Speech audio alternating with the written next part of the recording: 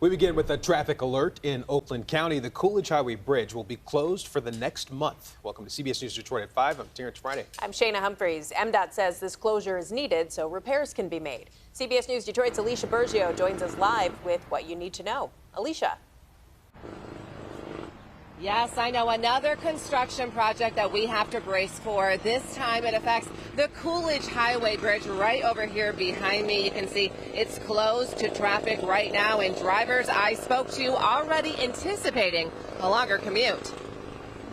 I just go around it. I use the side streets. I'm not excited about it. Closed for construction. The Coolidge Highway bridge blocked off to traffic. Another road project folks behind the wheel have to dodge. It's a little bit of a headache having to go around and find alternate routes. It does impact my commute, but I just work around it. If it's only temporary, you want to see improvements, so they make an improvement. The busy bridge on the border of Oak Park and Huntington Woods in Oakland County. MDOT shutting it down for repairs. We're going to be doing deck patching and joint replacement on the bridge.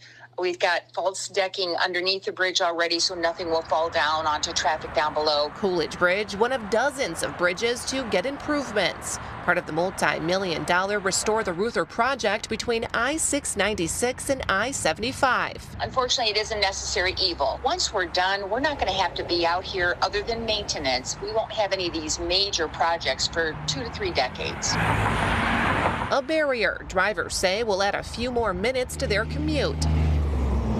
But a diversion they say they're fully equipped to handle. Positive thoughts, positive vibes, you know. Nothing we can do, so just be positive and hope for the best and just be patient. Be patient. Great advice there. Now, MDOT tells me that this bridge work will take about a month to complete and will reopen in late August, depending on the weather. But look, you can see right now, the service drive is still open on both sides of 10 Mile. So in the meantime, drivers can use these turnarounds right here to get to the other side of Coolidge Highway. But for now, reporting live in Oak Park, Alicia Bergio, CBS News Detroit. Several weeks, but I like their mindset. Just be positive. Can't change it. Thank you, Alicia.